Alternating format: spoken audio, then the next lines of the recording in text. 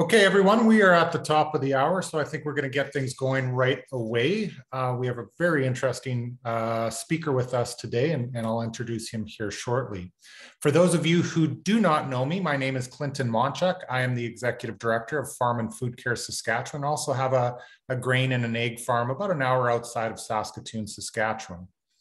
Those of you who are not familiar with farm and food care, we have three wonderful organizations, one in Prince Edward Island, one in Ontario, and one in Saskatchewan. Now, just to give you a little bit of a background of farm and food care, we're a nonprofit group that aims to make sure we're having engaging conversations with consumers about food, how the food is grown, and different aspects about the food industry, as evident from Francis's presentation here in a bit. If you're interested in learning more about us, you can go to our website, farmfoodcare.org, or you can kind of take a look at some of our different avenues like Farm Food 360 and Canadian Food Focus that give you different tastes of some of this engagement that we try and do with Canadian consumers. We also want to just put a thank you to the Canadian Agriculture Partnership, which is a program out of Agriculture and Agri-Food Canada. Thank you very much for your support. And just talking a little bit about our past speaker, Ian Affleck gave a presentation about gene editing and plant breeding. Feel free to take a look at his presentation. That was from February the 23rd. That is on the Farm and Food Care Ontario YouTube page. Just go under the videos and you can see what he had to say last time. The intent of the speaker series is really your focus. All the individuals that were part of this last year gave us feedback on different information that they wanted to know more about, which is why we have Ian and Francis giving presentations this year.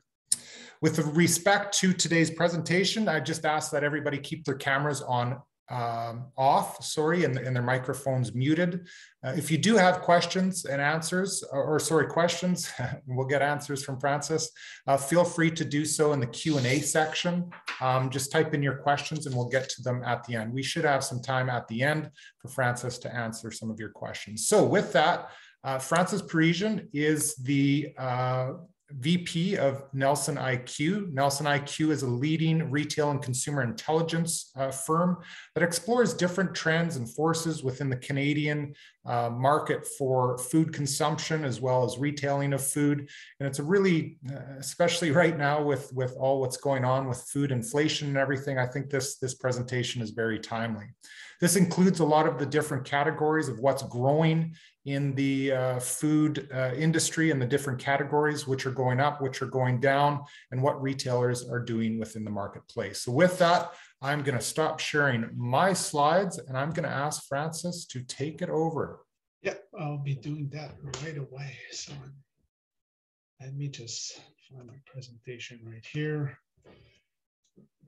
Thanks a lot for the invitation, Clinton. Thanks for the introduction. So listen, I've been doing this presentation, I did this presentation probably 60 times in the last 2 years. Never presented that much by webinar. In fact, I've never presented by webinar before the pandemic. So I'm getting used to this. Why am I telling you this? Is if I'm going too fast or if I'm explaining like terms or realities that are not familiar with you, please do not be afraid of asking a question. I've been doing this. I've been with the company for 20 years. I'm pretty used to the terms that I'm using right now, but I realize that it's not always the case. Second thing, I talk really fast. So if I go too fast, if you need more information, please do not be shy. Please just raise your hand and I'll be available at the end to answer questions. So basically, what I'm trying to do today is presentation I had shared with Clinton at like an overview of what happened during the holidays, a little bit too far now with like mid-March, so I'll skip that part. We'll go directly into a departmental overview. So looking at what's happening right now in the market, you will see COVID-19 had like big time impacts on how we changed the way that we're buying and consuming some food categories. You're going to see non-food categories too, but it's just to give you like an overview, broader perspective of what's happening with the consumer's wallet. So basically, in NielsenIQ, the way we get data is that we have engagements and agreements with all the major retailers in Canada, with the exception of Costco. That's only because Costco doesn't want to engage with us. We get data daily, even hourly for some retailers, of all items sold in their stores. We get that from Loblaws, Sobeys, Metro, Walmart, all the, even the small grocery guys, Save On Foods, Calgary Co-op out west. So we get data from grocery, Walmart being our mass merch retailer in Canada. We used to get Target, but that's gone. And we also get data from all the drug retailers. We also have a panel of 12,000 Canadian households that scan everything that they buy weekly and send that to us electronically. So we do have a broad perspective of what's being sold right now in Canada and what people are buying, how they're buying it. So that's the two sources of data. We call it Market Track and HomeScan. Totally not relevant for this presentation, but I'll be using that information throughout the presentation to show you what's happening in the market right now. So like I said, I've done a few of these. It's always the same story. So 2019, that was so easy. Then 2020 hit, especially March. That's the first peak that you see there. I don't know if you see my arrow, but the first peak that you see in March 2020 was when people started stockpiling. First 3 weeks of the pandemic, didn't know what was happening. So that's where you saw like toilet paper that was very, very vocal in the news. But we also saw flour, a lot of frozen categories, a lot of canned categories. In fact, we saw a lot of canned categories that were actually declining for years go back up. So that's the first peak right there in March. Then we got a second peak in April with Easter. That was a weird Easter. Then a big peak at the end of the year. That was the holidays. So the first holidays in 2020. That was a weird one too, because the vast majority of Canadians stayed home by themselves, but still spent a lot on grocery categories. So it was a weird period to be in the industry. Then 2021, the market is actually declining versus 2020, but that's normal. The market is declining because of that period where people were stockpiling in March of 2020. So what we're telling our customers right now, so our customers being all their major retailers, but also all the manufacturers in Canada, is to compare your performance versus 2019. And there's a reason for that. Again, it's that stockpiling period. So by comparing 2021 versus 2019, you do see the impact of COVID, but it's a different, you don't take that big peak into consideration. So basically, if you look at the performance of all the categories that we track, and for all the categories that we track, we call that fast-moving consumer goods. You don't have tires there, you don't have floating, but you have all cosmetics, all non-food categories such as garbage bags, and all food categories, fresh and non-fresh categories. So if you look at the total sales tracked by Nielsen versus 2020, it's flat. Versus 2019, it's growing by 11%. Basically, what happened in our market, if you compare 2021 to 2019, we actually added $15 billion of additional sales in Canadian all channels. That's massive. Don't have to tell you, in the last 20 years, never seen that since I've been working at Nielsen. We've never seen that at all in Canada. So our market, our industry actually did pretty well during the pandemic. Not a lot of industry in Canada or over the world can say the same thing. You wouldn't see restaurants saying that, or the touristic industry. Basically, we probably did the best with the renovation industry during the pandemic. So 11% growth, that's a lot of pressure on our systems.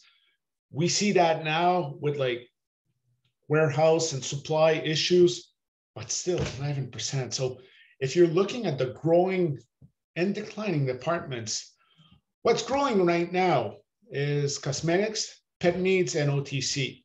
OTC, we're not going to cover. Pet needs, well, not really, not a big impact today.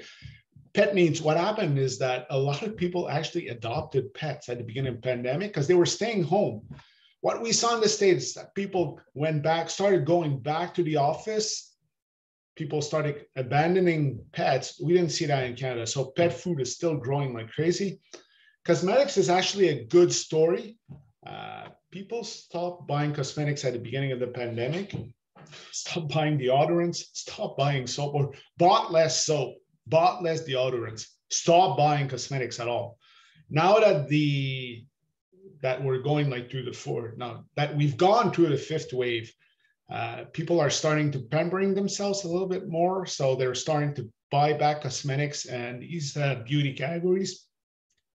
What's declining is the paper products. So we saw that huge drive in 2020. Still, people have stockpiled like crazy. Paper products actually went down. So sales are down right now. Shaving products, the fact that a lot of people are working from home probably explains why shaving products are down. And body care is the same as the shaving products. So we're feeling safer right now. So we're buying less hand sanitizers. We're buying less face masks. Everyone, or the vast majority of Canadians, bought thermometers at the beginning of the pandemic. We're not buying them anymore. So you see, there's a lot of things that happened at the beginning of the pandemic that we're not seeing anymore. In fact, like just the first few weeks of the beginning of the COVID-19, the lockdowns, we saw hair permanents and hair coloring sales go through the roof. That's not happening anymore. We're back to the hair salon. If we focus, I went through these like really quickly because I want to talk more about food because that's the main purpose of our presentation. So right now we're looking at the performance of 2021 versus 2020. So we're seeing like a shift in what's happening right now. What's growing right now is own meal. So here, I was telling you to look versus 2019, but that's not what we're doing right now. In this slide, we're looking versus the first year of the pandemic. So what's happening in the market right now, what's changing with consumers.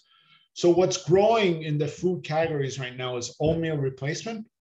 We saw a lot of Canadians cooking, and they're still cooking. At the beginning of the pandemic, at home, we still see that a lot. 62% of Canadians are telling us that they're still cooking more than they were cooking or like following recipes than they were before the beginning of the pandemic. That being said, we see a cuisine fatigue right now in Canadian households. So people are looking to oatmeal replacement solutions. Also buying more deli meat. Some people are back to work physically. So people are back to doing their own lunches. So we see that there. Cold beverages, not surprised there. There's a lot of trends, and we'll spend more time in like specific categories coming shortly. Confectionery is actually like an interesting story. So at the beginning of the pandemic, people bought candies, chocolates, snacks like crazy. So a lot of Netflix, a lot of time spent in front of the television. Then people started gaining weight. So sales of confectionery actually dropped down. Now with the fourth and the fifth wave, people are back to candies. So people are actually just looking for comfort food. They find that in confectionery. Confectionery sales are growing. Baking needs, I think everyone was like baking banana bread at the beginning of the pandemic. That slowed down. So you see baking needs declining last year versus 2020. Now that's going to be interesting with inflation right now and what's happening. Well, we're starting to see people stockpile on flour again. See what happened there. Prepared foods, same thing. Ties back to that cuisine fatigue. Prepared foods were used a lot at the beginning of the pandemic. As restaurants start opening back up, we saw prepared foods sales declining in Canada. Same for vegetables and fresh meat. In fact, pretty interesting that that's not linked to inflation. That's data that ends December 2021. So you're not seeing inflation there. Inflation would not explain why fresh meats and vegetables are declining. In fact, vegetables and fresh meat actually won a lot of sales in 2020 as people were not going to restaurants. They were like either during the summer inviting friends and family a lot or cooking more. Barbecue. We saw a lot of barbecue sales in Canada. So they're just facing declines right now versus 2020. So like I said, we baked less. I mentioned like banana bread, yeast, powdered milk, baking powder, brownie mixes. All these categories on your left are declining. We cooked less. We saw like these categories were growing like 20% in 2021. Now they're in 2020. Now they're declining. So a lot of can and bottle categories were actually doing very well. Not saying that they're declining right now, but they're doing less better. Sorry, they're not doing as well as 2019 for these 2020 for these categories. So we actually do see that people are cooking, spending less time in the kitchen, spending a lot more time versus the beginning of the pandemic, versus before the pandemic, but spending less time versus the beginning of the pandemic. Talked about cold beverages. We see that people now drink differently. I could spend like an hour talking about all the trends in alcohol. People are looking a lot for low and no alcohol options. We see a lot of millennials, and we are also going to talk about millennials that are coming into grocery stores. We see a lot of millennials impacting some of these trends that we're seeing in drinks. So flavored coffee creamers, low alcohol beverages, that's a lot, that's bought by majority by millennials. Cocktail mixes, so people tend to go out. People have reduced the number of visits they make to bars and restaurants, so they're making more drinks at home. You see there's like new habits that are being built by Canadians, and it's not only Canadians, it's very similar in the US. People tend to go out less. People tend to have friends over and family. So you see like cocktail mixes and so on increasing. Extreme energy drinks, that's the millennials coming into your stores or into grocery stores. So you see like all these different trends, and we treat ourselves. I mentioned that, not going to spend too much time, but Canadians right now are looking for ways to just forget the reality. So they're just splurging on candies and snacks and so on. We are seeing trends on ethnic, we are seeing growth with ethnic trends in Canada right now. Specialty Eastern foods, Chinese food, Japanese foods are growing faster than the average of the market. We're also seeing a lot of momentum behind meat and dairy alternatives. So we still see the vast majority of plant-based categories doing better than the market. Do things to that, flexitarians, people want to eat healthier. And I'm not saying plant-based foods are healthier, but it's the image that it's showing out there. So plant-based food are growing. You also have to recognize there's a lot of innovation in these categories. There's a lot of attention driven to these categories. So they're still doing well. And the millennials coming into the stores are actually driving that growth for beverages and the dairy and meat alternatives. So a lot of growth there, a lot of growth around ethnic stores. Private label, so we're going to talk about brands, but let's spend a little time on private label, and it's going to be more and more relevant in the coming months. Private label is gaining momentum in the market, so it's growing its share. Right now, it's almost 18% of all sales in Canada. That has grown by 0.2 points, but if you can see with the green, and I'm pointing on my screen, which doesn't make sense. I'm so tired of doing webinars. So you see with the green that it's the vast majority of departments, private label is doing better than national brands. So, and we're expecting that to go even further in the upcoming months with the price and the inflation that we're seeing in the market right now. Private label has a strong presence in a number of top categories. If you're looking at your left, if you're looking at that's the top 10 categories sold, that food categories sold in Canadian all channels. You see in green, these are the categories where private label is growing faster than national brands. Then if you look on your right, you've got your top 10 most important private label categories in Canada. You actually see the private label is doing better than national brands in 7 of the top 10 categories. So expect private label, which is now a fifth of all sales in Canada, to grow faster in the upcoming weeks and months. And the reason why people buy private label, promotions, price lower than national brands, best value, but you see there's a lot of focus put on saving money right now. I've been talking in the last 3 minutes about the price pressure. This is like like a sledgehammer thrown into our reality.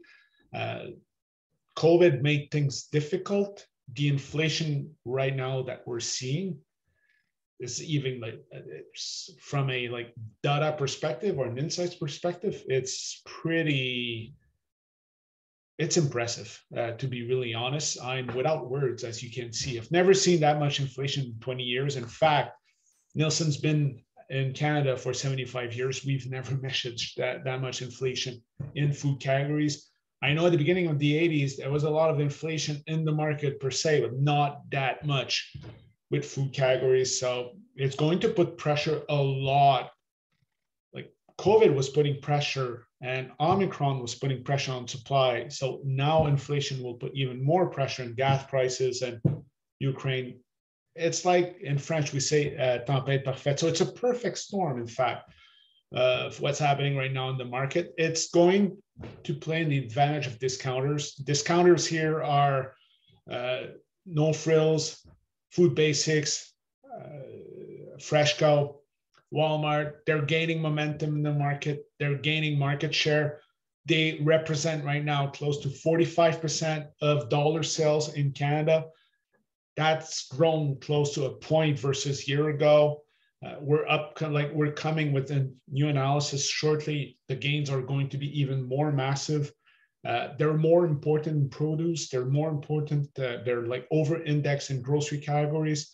They're doing better than your conventional stores. And conventional stores would be IGA, would be Sobeys, Loblaws, the more expensive stores. So they're gaining momentum and market share in the vast majority of departments. You see it on the left. They're gaining in prepared food, refrigerated dairy categories, confectionery, hot beverages, doing very well in Canada right now, discounters, and it's the same in the US.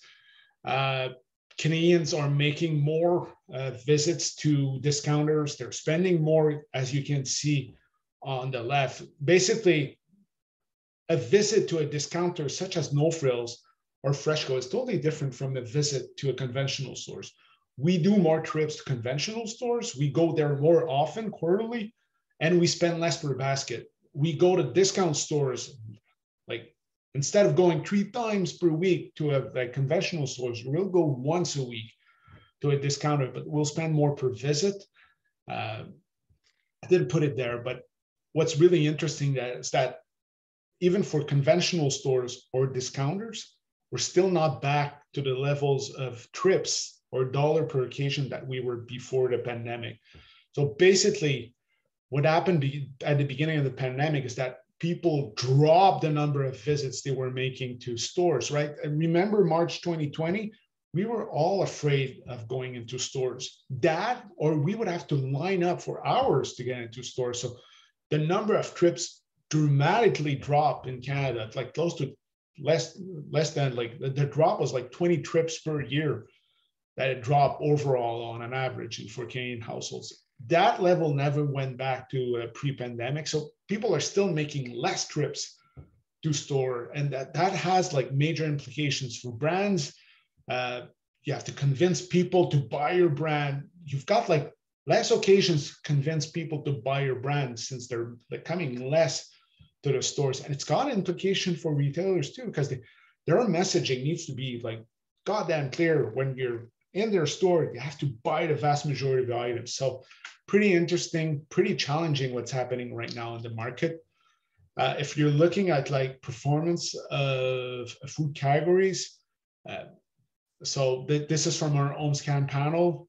We actually do not track Amazon. We don't have an engagement with them, but we can say that sales of online sales grew by 23% last year. That's for food categories, and you're going to see a market share shortly. It's around 4%.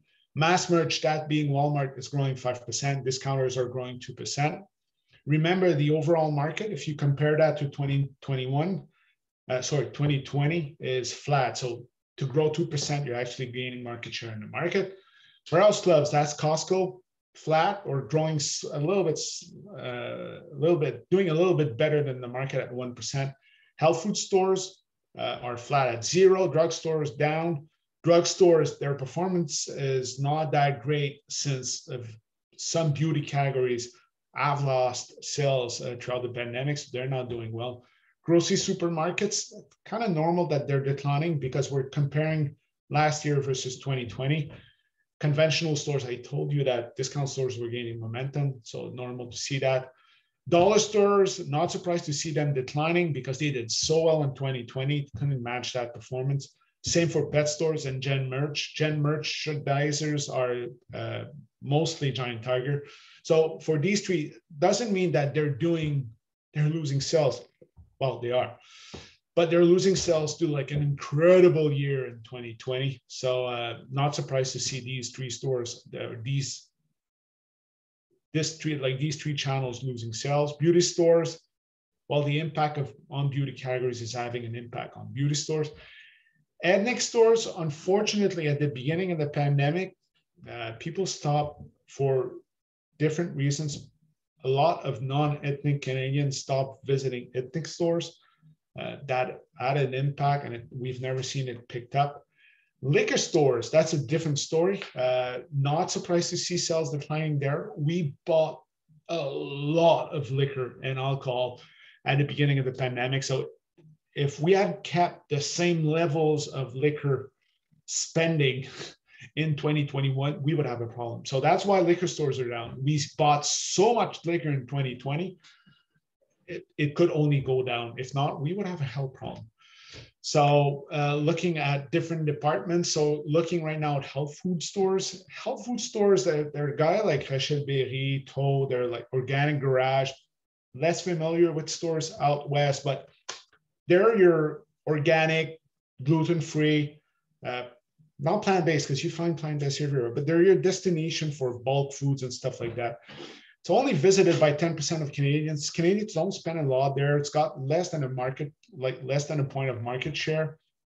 It is slightly doing better as people are looking for healthier categories, but it's not a primary destination. In fact, that channel lost a lot of momentum during the pandemic as people were dropping the number of visits they were making overall. Health food stores actually paid for that. So what's really important for health food stores, like beauty categories, health categories, baking needs, condiments, prepared foods, bakery. So it's a destination for a certain group of Canadians, and it's just now doing better versus the beginning of the pandemic. Ethnic stores, like I said, lost momentum at the beginning of the pandemic. We see it there. It's very important for a group of Canadians. Don't forget that new Canadians or recent immigrants are like they represent a good part of our population growth. So we're not surprised to see like close to 20% of Canadians visiting an ethnic store last year. But you see the numbers dropping. They're very important for produce, deli, condiments, spread. Like it's a full grocery store. So it is important for a lot of people. Dollar stores, as I said, did really good in 2020. Still did good in 2021, but they did see sales decline versus the beginning of the pandemic. It is visited by 2/3 of Canadians for food products. Canadians do spend like close to they spend $126 annually on food categories in dollar stores, making like 12 visits per year. Big for confectionery, snacks, cold beverages. So as you do your own shopping at Dollarama and Dollar Tree, you do recognize these categories. It's a destination for certain products. Not surprised to see that performance. Mass merch, that's Walmart.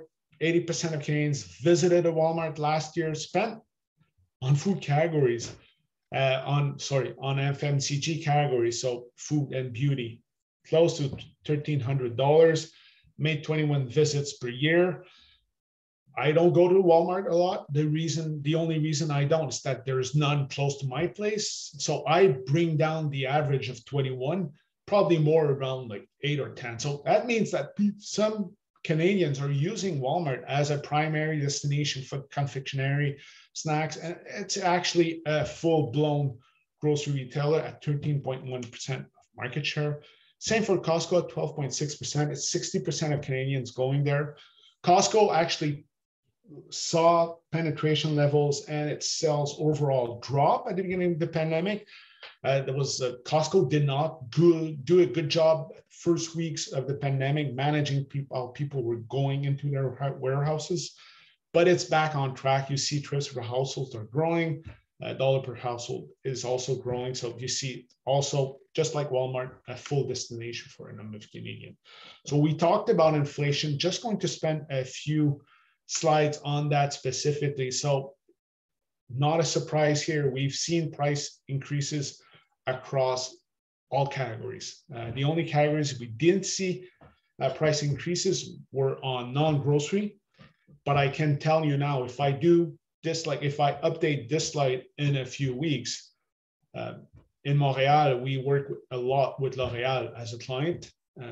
Right now, with prices of gases and petroleum going up, their packaging costs just went through the roof. I can tell you right now, the vast majority of prices for non-food or non-grocery categories will increase in the upcoming weeks. What's happening with gas, what's happening in Ukraine, it's got impacts for all categories right now. So for like the 18 categories that we identify as like market staples, we see more inflation in these 18 categories versus what we see in the market right now. So what's happening is that it's not only your average market going up, it's also your like promotional prices going up. And that's surprising. What it means is that, okay, your like regular price are going up in the market, but we also see that promotions are lesser when there's promotions. So the promotional price is also going up. It's in fact going faster.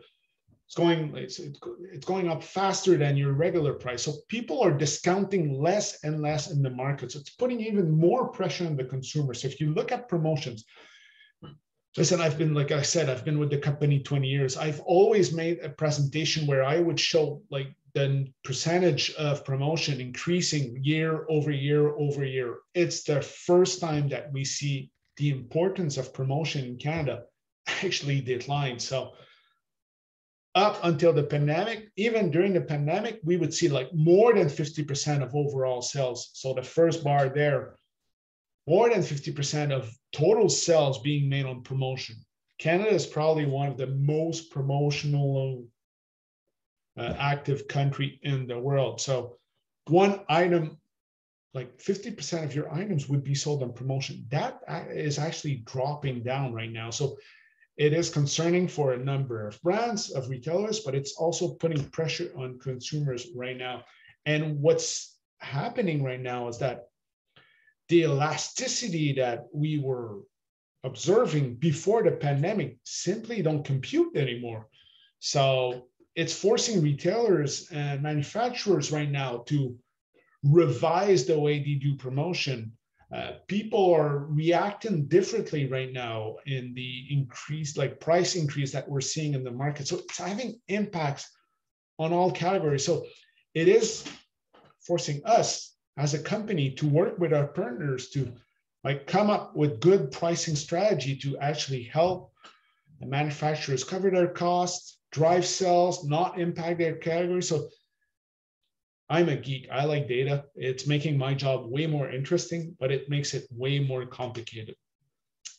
And I'm going to finish it off today with like results from a recent survey that we did globally, but we've got Canadian results, which is pretty interesting. So we've asked people, that was the end of December, so it might be a little bit less relevant today. And I'm going to skip over like the impact of vaccines and so on, even though if I read today that they're thinking of doing a fourth wave, not going to spend too much time here, but Omicron showed us that the impacts of COVID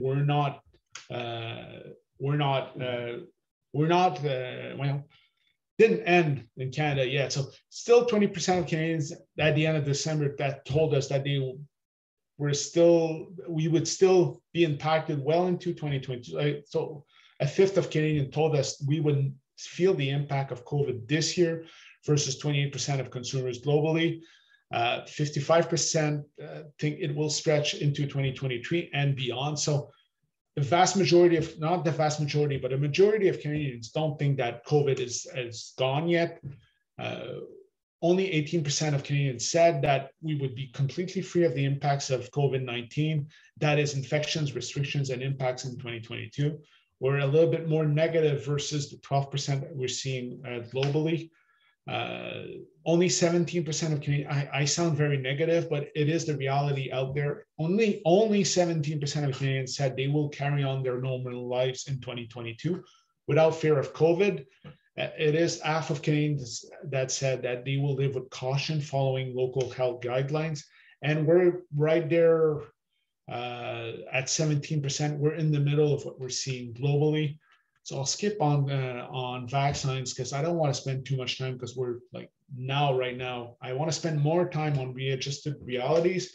So NielsenIQ actually came up with 3 recovery trajectories. So let's say there's no more variant or it's very light, the impact, we would see an overall improvement in our society. NielsenIQ unfortunately says that we're probably going to be in a variant mid scenario this year. So we're going to see COVID-19 impacts. We're going to see mid-vaccine uptake. So the booster right now, the numbers are not that high in Canada. We're seeing outbreaks because of that. So that middle column, we actually think that consumer spending will stay flat this year. If we were to see variants go away, we actually think that consumer spending would increase. It's good news for our category. As you can see, FMCG spending will most likely increase if we're staying in the scenario, like the middle scenario. We do not see Canadians going back to restaurants or like doing out-of-home entertainment at the same level they were doing before the pandemic. That's good for at-home spending. It's good for e-commerce. It's probably not good news for brick and mortar retail. So we think we're going to be in this, not the same situation as 2021, but very similar in what we're seeing in different trends in the market. Most departments will be flat, with the exception of beer. I do not personally know how bars are doing. I don't have any friends in the bar industry. It's probably not easy right now. It's probably not an easy business. People are not ready to go back to the same levels of spending in restaurants. My guess is it's probably even worse for bars. So we expect the sales of beer, wine, spirits to continue growing in the channels that we track. That's excluding bars. If we were to see like variants disappear, all these sales would be declining, with the exception of beauty and body care. There's a reason for that. We start going out again, we need to be beautiful. So we're going to see impact, and we're tracking that very seriously. We see right now in China, we are already seeing the impact of the number of cases growing. We're seeing people stockpiling again in Europe. Okay, that's not easy because are they stockpiling because of Ukraine, the inflation, or because they're nervous about COVID? Now it's a little bit tougher for us to track that, but we're seeing like we're keeping an eye on the middle of the scenario. So Omicron, like I mentioned, had a lot of impact on our industry. If you're in our industry, you totally know that a lot of companies actually ran out of staff. There's been replenishment issues all over the place, not to the same levels as the beginning of the pandemic, but it was tough. And consumer spending actually dropped.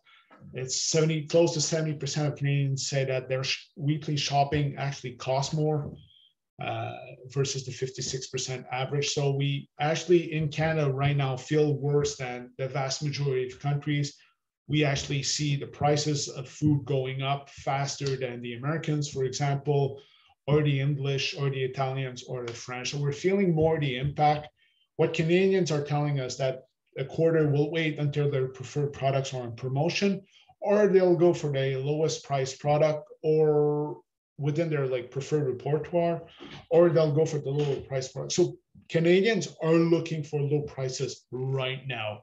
They'll stop buying certain products. They'll go for private label. We talked about that already. They'll buy for like larger size. So Canadians are looking for solutions to drop what they're spending right now on grocery categories. And what they're doing right now is they're telling us in the next 12 months, I will focus my spending on groceries, utilities, rent, paying off debt. If you're in the out-of-home entertainment, unfortunately, it's not going to be easy weeks. Even with holidays, we were expecting holidays to pick up. Canadians are not telling us that they'll spend more or focus more on planning domestic or international holidays. So it's, again, like I said at the beginning, we're in a good industry right now. People will focus a little bit more on spending with us. So basically, just as like a recap, 24% of Canadians suffered financial insecurity during COVID and continue to do so today.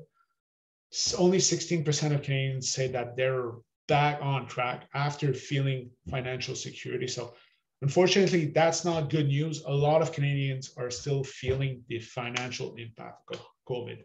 And that's influencing the way people do decisions right now. It's a quarter of Canadians that said, that told us that they have a totally different set of priorities versus 2019, which will impact future buying behavior. 40% have reevaluated a number of things which might influence future buying behavior. Only like a fifth of Canadians said that their buying behavior won't change in 2022. People want to spend more time on their mental wellness. People want to spend more time on their physical wellness. So, and you see like stress management and saving for unforeseen circumstances, but the first three aspects will have a bigger impact on our categories right now. COVID-19, we have to be realistic, did have an impact on a number of people. Physical wellness, we're less active. We're more in front of our computers. We walk less to the office. People recognize the fact that they're less active and need to address that. Mental wellness, we don't talk enough about this, but COVID-19 had a lot of impact on the mental, well, I was going to just repeat what I said, but it has an impact right now on a number of Canadians, and people are looking for ways to address that in our categories. So if you're looking at physical wellness, we see that with health and hygiene. People want to buy more fresh produce. People want to buy products with healthier options, plant-based alternatives. So Canadians are telling us they want to buy more of these products. They're also, beginning of the pandemic, we didn't talk at all about like sustainable issues at all. That was a big thing in 2019. In fact, at the end of the year, at the end of 2019, actually did a presentation. Sustainability was going to be like the big thing in 2020. Oh my God, that changed. But sustainability is back on the radar of people. So looking for reusable containers, chain transparency, clear products, 5 ingredients, and so on. So people are looking for healthier products, sustainable products, looking for cheaper options, looking to save time. And again, origin and experience, we saw a lot of growth behind local brands. Did a lot of work with the Quebec, Animats Quebec here in Montreal, sales of Quebec-based products, and it's probably the same thing out west. I just didn't do the works. I cannot tell you about like Western brands, but Quebec brands actually did better than international brands. People recognize the importance of our food industry and want to encourage and understand that we need to buy Quebec or Canadian-made products for healthy reasons, but also for economic reasons. A third of Canadians are telling us that they're trying to live a healthier life by doing more exercise. I mentioned that people recognize that they're less active, so they want to make some choices that will lead to a better life. Also, they're concerned about their appearance. And it's interesting because COVID had like tons of impact on different levels. People actually eat a lot more leftovers. You're not going to the office. I would go to the office downtown Montreal. I would like probably eat out a lot more than I did in the last 2 years, right? I snack more. I'm right next to the kitchen. It's easy for me to snack. So a third of Canadians are telling us that they're snacking more. It's harder to drink and eat healthy, and so on. There's a lot of opportunities for food manufacturers and food retailers to answer needs that were not there before the pandemic. I prefer to shop at my local neighborhood store. People want to travel less as they are dropping the number of visits. It's interesting to see what they're doing differently. Of course, the price pressure that we've talked about and the fact that people want to go to discount stores, that's probably going to change the first declaration that people want to buy more at local neighborhood stores. But it's going to be interesting to see what's going to happen. It's a fifth of Canadians say that they will look out for local brands. Of course, we talked about price elasticity. Local brands, there's a limit to what you can charge to Canadian households, but if it's priced well and promoted to the same levels, people will go to local brands. So a lot of things are happening, and working from home is having an impact. That's for sure. 47% of Canadians still, 40% of Canadians anticipate working from home or in a hybrid form in the after COVID-19. So a lot of things changed, a lot of opportunities for our industry. And Clinton, that's where I'm going to end it. Just want to reiterate that people are still cautious in the market, still afraid of the impact of 2022. I know that in Ontario right now, in BC, and I believe Alberta too, you don't have to wear masks, but vast majority of Canadians have told us that they'll still continue wearing masks. So people are still a bit nervous versus what's happening with COVID. Boost confidence. That was in December before big price pressure, inflation, what's happening in Ukraine. So be curious to see the latest confidence numbers. Omicron and the B2 variant that we're seeing right now has shown us that our recovery is still fragile. Omicron, everything was doing well before Omicron hit. Omicron put a lot of pressure on the supply chain, on the employees. So it shows that we're back to a certain normality, but it's very fragile right now. The next months will be a lot around price inflation and conscious mindset of Canadians. So we'll have to take that into consideration. In a pricing pressure environment like we are right now, loyalty just goes away. So it's going to be tougher for manufacturers to actually sell their products to Canadians, but also innovate in the industry. And the innovation is so crucial to us growing a little bit more. So we'll stay focused at home. I said that a few times. People are not ready to go back to the same levels of spending in restaurants. So we're going to see a lot more of growth in eating at home, working at home categories. Focus on health, focus on mental and physical health. We're seeing changing patterns in Canada right now. We're spending more time at home. We're cooking more at home. We're having friends more over at home. There's a lot of opportunities out there for companies that understand what's going on right now. So Clinton, I went very fast because I wanted to give an opportunity to everyone. If they had questions. I now realize I probably spoke way too fast. If there's any questions, I'd be happy to take them. There's actually a lot of questions, and no, I know how difficult it is to sometimes speak another language and try and go through all your slides as well. So I definitely appreciate that, and I think you brought a lot of light to not only what consumers are thinking into the future with all these things going on, yep, but kind of gave the stats on what, because we got just about 2 years now of data to yep, actually show what consumers were doing. So we do have some questions here. yep. The first thing I do want to mention, and it was a question from Annette, we do have this recorded. It will go out with Farm and Food Care networks later on, so you can definitely review the presentation at a later time. We do have two questions from Ross McDonald. So the first one, does the online sales values indicate quick service mobile orders? So I think what he's looking at is skip the dishes and stuff like that. Okay, so we actually do not measure skip the dishes. We do work with a company called NPD. They're a specialist in food service and restaurant trends. What they're telling us is that mobile ordering is now close to a third of the food ordering versus phone. The growth there is exponential. What I showed today was online sales of regular groceries. So people going on loblaws.ca and ordering food.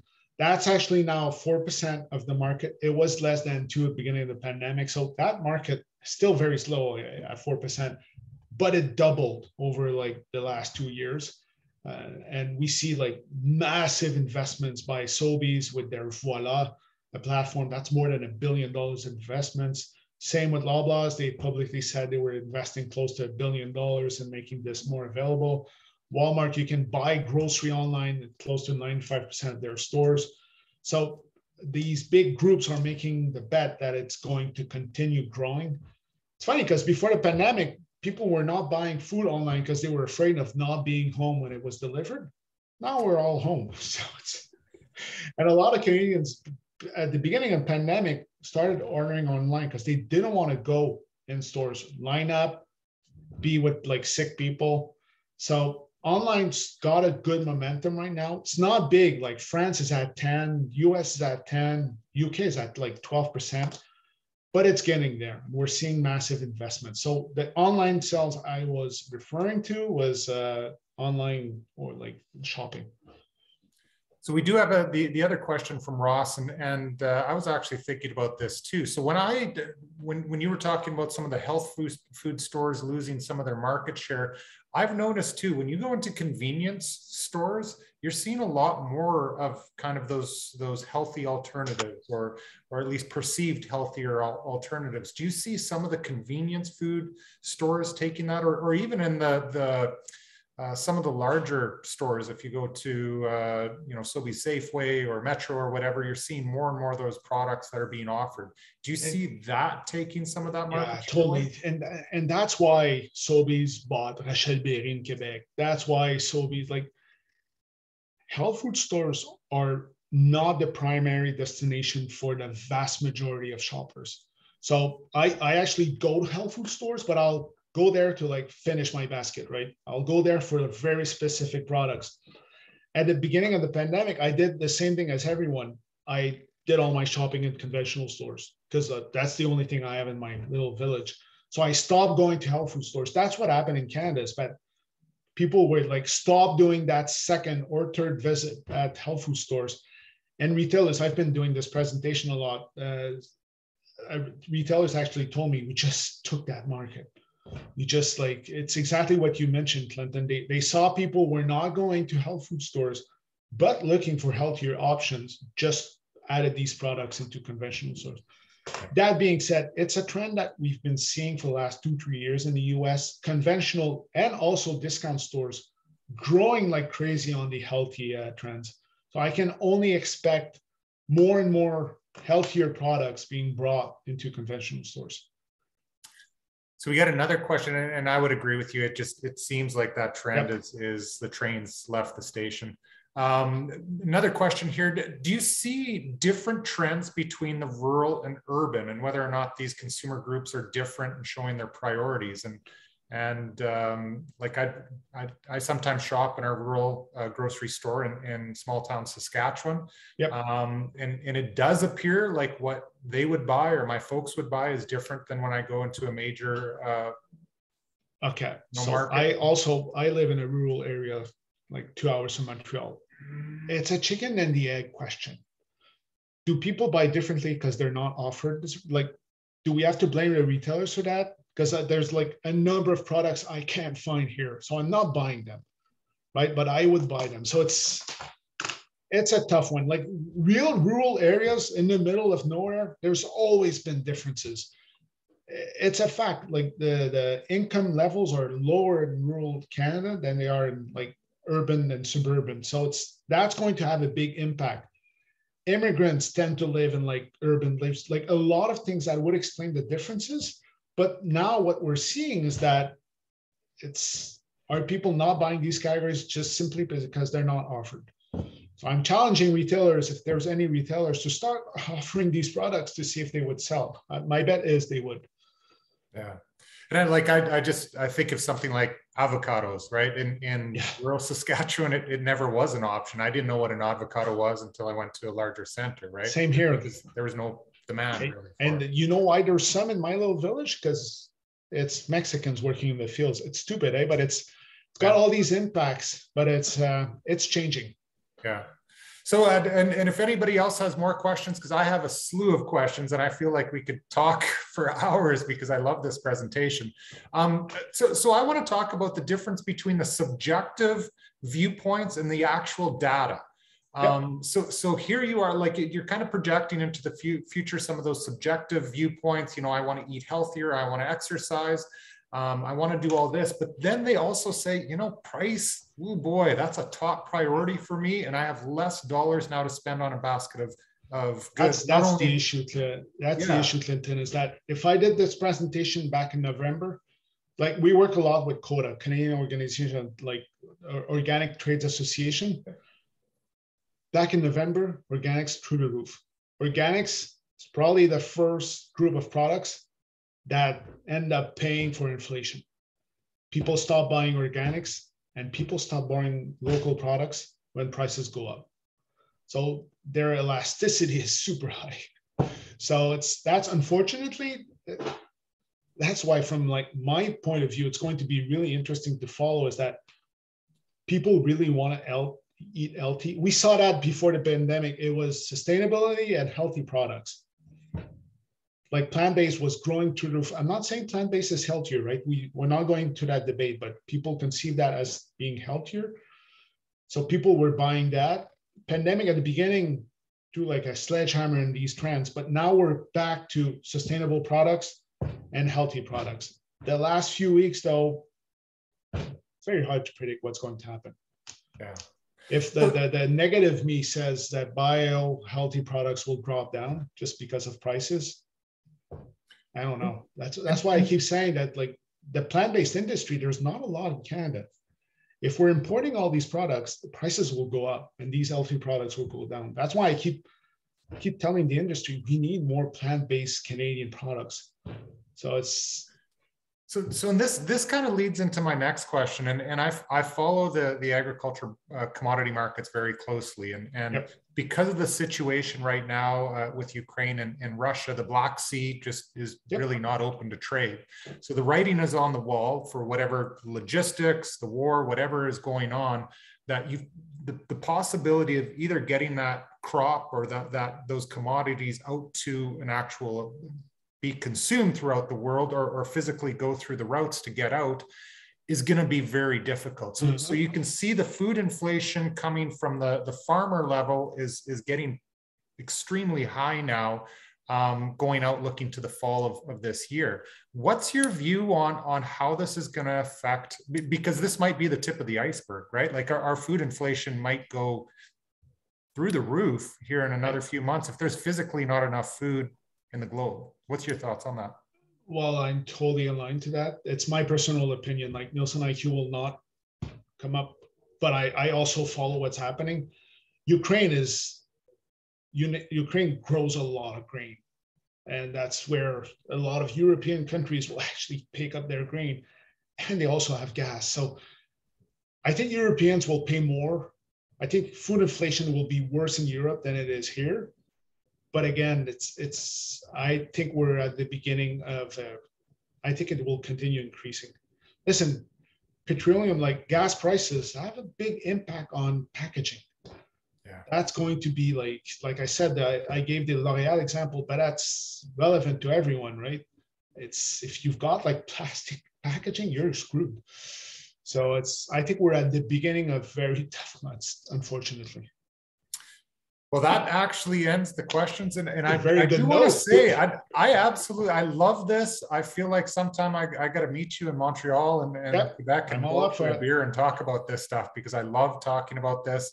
I do want to put in a huge thank you to you. Thank you to everybody who joined in today and who is going to be listening with the recorded version.